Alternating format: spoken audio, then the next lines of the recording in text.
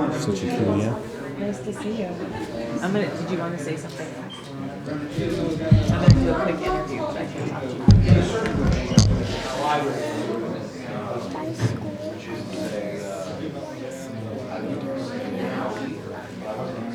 Yeah? Is it a song?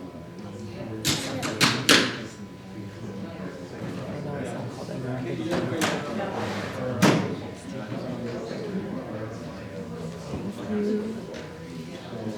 so much. All right. Okay.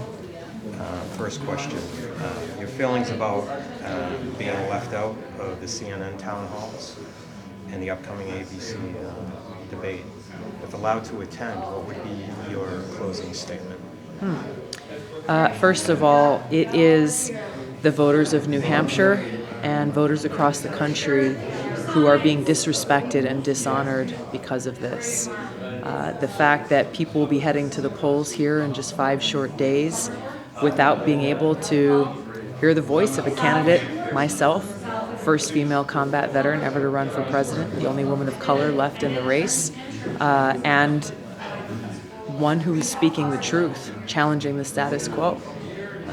The media should be providing that fair platform for voters to be best informed, rather than doing what they're doing, which is picking winners and losers and playing favorites.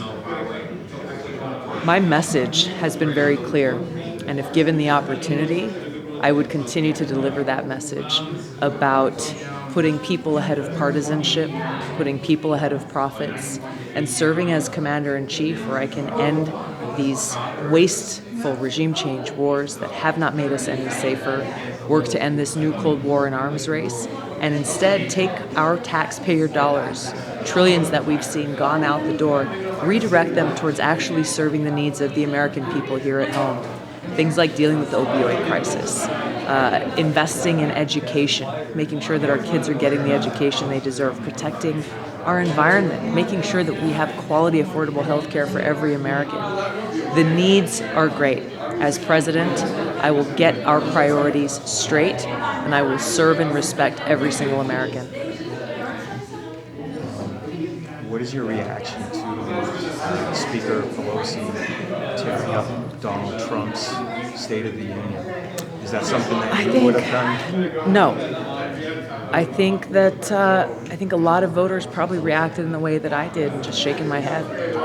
That this political drama and theater is doing nothing for the American people, for those whose voices aren't being heard, for those who are being left behind, wondering why is it that our leaders in Washington cannot get their act together and do their job, actually serve these needs of the American people.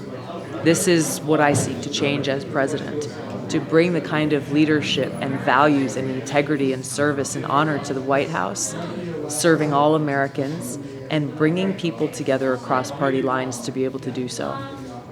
Now, during the last election, President Trump got nearly half of the population vote. Yes. To attract those voters that went independents, Democrats that actually voted. Yes. What do you think would be the best way to win them over? With the acquittal of President Trump, Yeah. do you think the Democratic Party should keep going after him, or what should be their focus?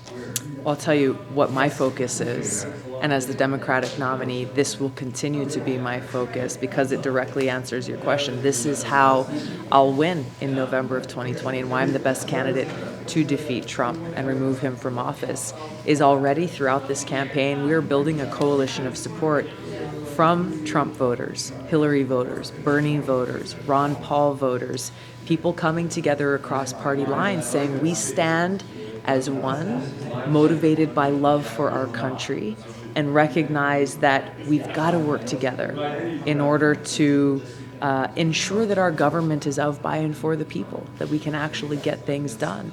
So long as we have Democrats or leaders in the Democratic Party who are dismissing those who voted for Trump, disrespecting them or calling them names, there's no way that these voters will feel any affinity towards voting for a Democratic candidate that's insulted them in that way. I'm seeking to lead and serve as president of all the American people, and will treat every single American with respect. Do you feel discriminated at all? Yep. Do you feel at all discriminated against because you're a woman? Or do you think it's your policies? I really think it is the fact that the powerful elite in Washington know that they can't control me, and that I am speaking the truth, willing to call out my own party as I am, the Republican Party, and really just taking a stand for the people of this country unabashedly. I think that really gets to the heart of it. Thank you very Awesome. much. Thank you. Great seeing you again. Thanks for being here.